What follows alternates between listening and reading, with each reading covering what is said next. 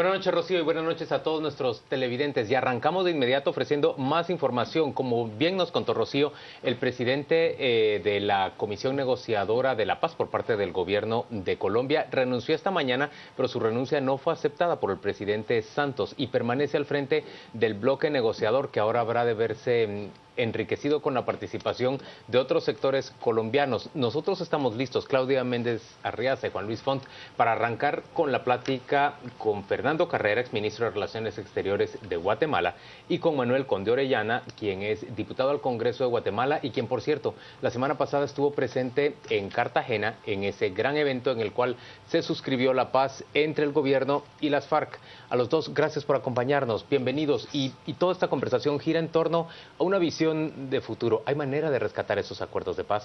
¿Hay forma de replantearlos? ¿Qué va a ocurrir? Claudia arranca con la primera pregunta. Decía el editorial de uno de los medios más influyentes de Colombia hoy que la misión más importante ahora es salvar el proceso.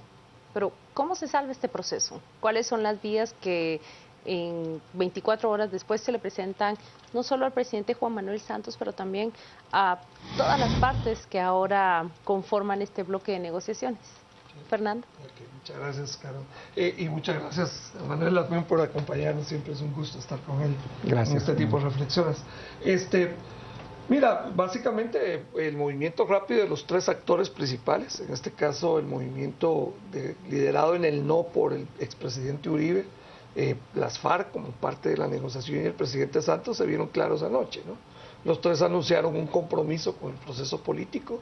Y el presidente Uribe dejó en claro que no está retirándose para nada, ni llamando a destruir el proceso, sino a replantear la negociación. Pero no acudió el día de hoy a la convocatoria del presidente Pero Santos. nombró tres personas, que son los tres precandidatos del partido, de su partido, para las elecciones del año 2018, para que sean negociadores con las tres personas que nombró el presidente Santos, que está el presidente de la Comisión Negociadora, la canciller y el ministro de la Defensa. Y aunque no se ha presentado, ya los comentaristas y la opinión señala que él prácticamente con que ganara el no, se coloca un peso y una gran responsabilidad por impulsarlo. ¿Lo ve de esa manera, Manuel Conde? Definitivo, el presidente Uribe, desde su primera intervención, ya no volvió al discurso guerrerista, sino todo lo contrario. Él dice, mire, no nos hemos opuesto a la paz, nos hemos opuesto a que no haya justicia. Y él critica la justicia transicional que fue pactada en La Habana. Pero como... ¿Exactamente qué se pactó en La Habana, Manuel? ¿Se pactó que ningún crimen de la exguerrilla y de los militares colombianos pudiera ser juzgado, o qué se pactó? No, el modelo que ha adoptado en La Habana es un modelo muy similar al de Sudáfrica, más que a los modelos centroamericanos o latinoamericanos. Si confieso la verdad, soy exculpado. Si confieso la verdad, tengo algún tipo de redención de pena. Tengo alguna privación de libertad en zonas exclusivas, en fincas, en áreas de protección. Más no en prisiones más específicas. No en prisiones ordinarias, digámosle así. Pero el modelo sudafricano fue el que adoptaron y ellos han visto que ese modelo sirvió para una reconciliación y es por eso que se cuestiona la justicia transicional, se cuestiona muy duramente los escaños para los líderes guerrilleros que podían ir como... Los 10 escaños en el Congreso. Los 10 escaños donde ellos van con voz más sin voto. Eso a la población le dolió muchísimo y fue muy adversado en la opinión pública, pero creo lo más importante, Uribe no fue guerrerista en su planteamiento, fue un hombre que habló de que quiere caminar hacia la paz. El presidente Santos dice no desmayo, sigo luchando, y algo muy importante, las FARC dicen, nuestras armas será la palabra, con la palabra vamos a construir la paz, no volvemos a las armas y nuestra gente está convencida que el camino es la paz. Manuel, pero es que, a ver, el presidente Santos perdió crédito político, crédito con el que él se quería coronar, por supuesto, con un sí en el plebiscito. Sí. Pero quienes verdaderamente perdieron fueron los miembros de las FARC. ¿O estoy equivocado, Fernando? Es que ellos tengo la impresión no tienen de que el gran perdedor político al final va a ser el presidente Santos, porque era el que quería capitalizar el proceso de paz como un bagaje político propio, como un activo político, para él y obviamente para su movimiento político, pero como un legado personal. Las FARC pueden encontrar acomodo dentro de cualquier negociación, incluso en una negociación más dura con Uribe. Uribe fue muy interesante anoche, les dijo a las FARC, miren, no vuelvan a las armas, prométannos eso y podemos encontrar muchas maneras de negociar este proceso. Incluso hoy habló de muchas cosas muy parecidas a las que se habían ofrecido en La Habana. Pero y eso lo que quiero decirte es que... no elegibilidad, no curules gratuitas, y luego dice amnistía solo para los guerrilleros rasos. Sí, pero también dijo, con tal de conseguir que ustedes no vuelvan a las armas, estamos dispuestos a negociar. ¿Okay? Yo creo que eso es muy importante en el proceso. Pero permíteme solo para cerrar este punto que es muy importante. El gran perdedor es el presidente Santos. ¿Okay? No es... Las FARC. No son las FARC. ¿Okay? Las FARC tienen un espacio de negociación todavía y desobediencia. Y finalmente ellos ya decidieron que no iban a continuar con la guerra. Y esto, voy a poner así, es una ganancia para Colombia sobre todo. La Paz perdió menos de lo que perdió el presidente Santos. Creo que el presidente Santos perdió mucho más de lo que perdió el proceso de paz en sí. Hay una condición que también hacían observación hoy los diferentes medios del mundo. ¿Cuán cerrada fue esa diferencia? Apenas 60,000 votos con un abstencionismo que es mayor. Pero lo que quiero preguntar es, ¿nos orientamos hacia acuerdos en los cuales la responsabilidad de las FARC va a ser diferente? ¿Van a orillar a las Fuerzas Armadas rebeldes a asumir esa justicia transicional que en el primer acuerdo no pudieron convencer? Yo creo que en este momento ya la responsabilidad es tripartita y esto le da más legitimidad, más representatividad y un aseguramiento a los acuerdos finales, porque no se ha hablado de cambiar los acuerdos, se ha hablado de modificar los acuerdos en términos de esa justicia transicional, en términos de su participación política, pero lo más valioso es de que en este momento la paz es responsabilidad de los tres y creo que Colombia ha ganado con esto y ha ganado algo, y es que el mismo opositor natural de ese proceso está dentro del esquema y está ahora en la obligación de construir ese camino a la paz, porque ninguno de los tres querrá quedar como el que se opuso. Pero eso construir ese camino hacia la paz, pero también una de las condiciones que se planteaban hoy es el tiempo. Y Juan Manuel Santos fue muy claro en que debe colocarle un límite de inmediato, porque no se puede permitir que atraviese más allá de los plazos en lo que todo se enfríe. Bueno, a él le queda un poco más de medio periodo de gobierno. Las FARC ellos están pues sus líderes siguen en La Habana, volvieron a La Habana, pero sus tropas, sus hombres, sus frentes están preparándose para una concentración armada en las veredas de paz, las zonas veredales de paz. Naciones Unidas tiene montado toda una estructura para acompañar ese proceso de concentración armada, del cual no se ha dicho que no se va a dar. Pero señores, se suma Uribe y esto por supuesto le da ciertas garantías al proceso de paz.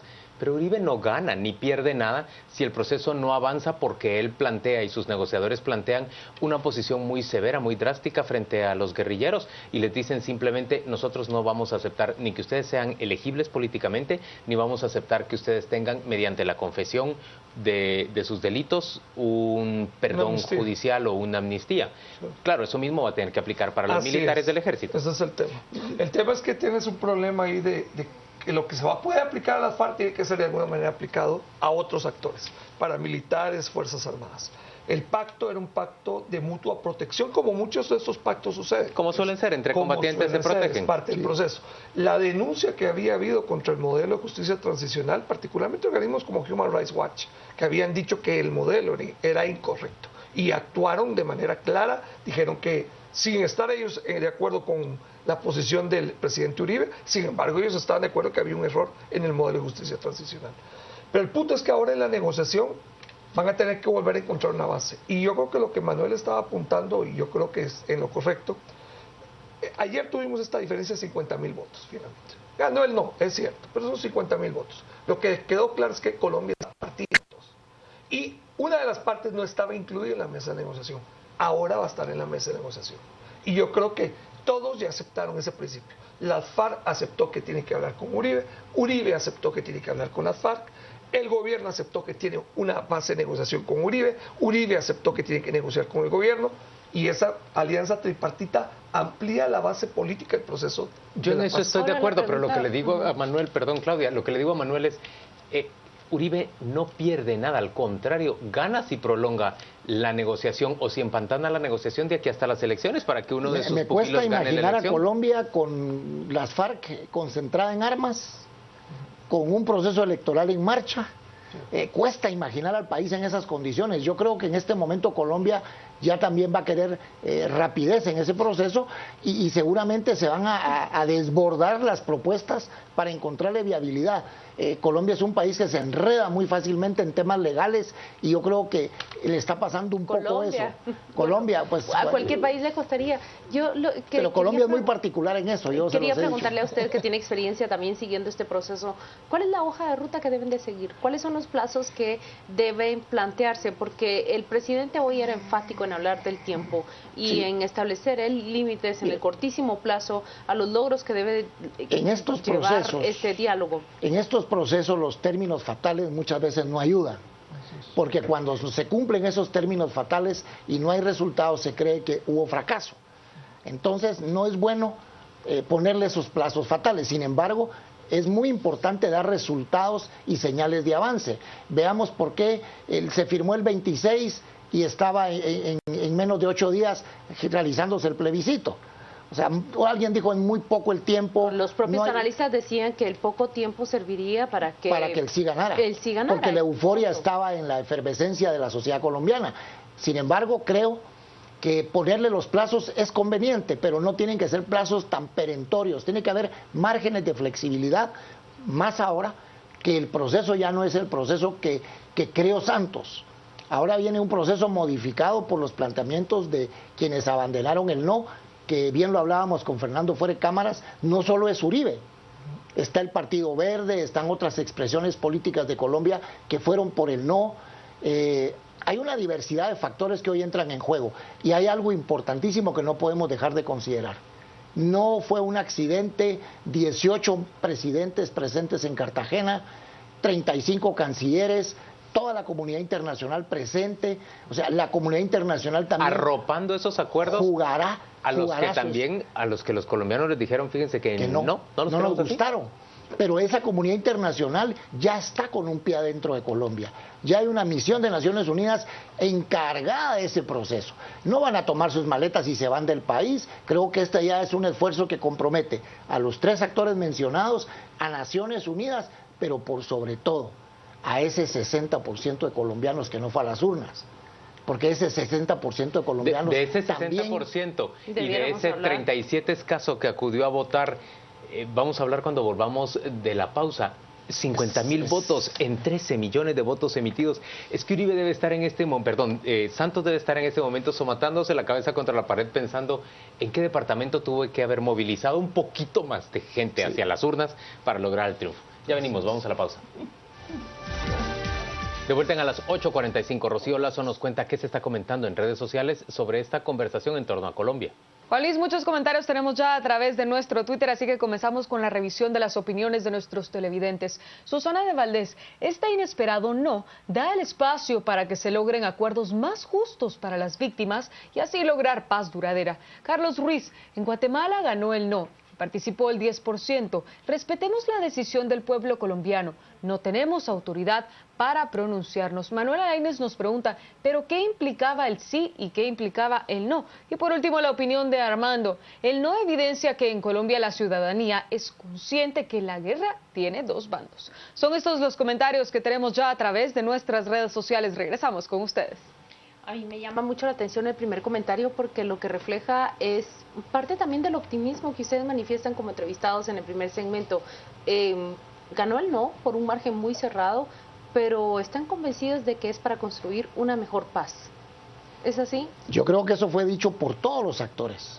Y en este momento es algo que yo celebro, porque no se está hablando de ir a exterminarlos militarmente. No hay vocerías que salgan a decir, no, la guerrilla no merece eso, sino merece ser terminada, o que se queden a vivir en La Habana, o no. Creo que en este momento Colombia está asumiendo como sociedad un reto, y es de construir un buen acuerdo. ¿Qué es construir una mejor paz? ¿Someterlos a los tribunales de justicia? Pero todos aquellos delitos déjame ir atrás, que ellos reconozcan. Me parece que hay un dato aquí muy importante que estaba en la pregunta que planteaste y en el comentario, Manuel. Punto es este. un conflicto se eterniza en la medida en que hay actores que piensan que tienen algo que ganar por la vía armada. ¿Okay? De alguna manera algo en la vía armada yo voy a ganar algo. Nadie de los actores ayer dijo la vía armada es la solución, vamos a aplastar militarmente a quien sea. Todos dijeron vamos por la política. La verdad es que el comunicado de las FARC también fue totalmente inesperado en el tono en que se fue dado.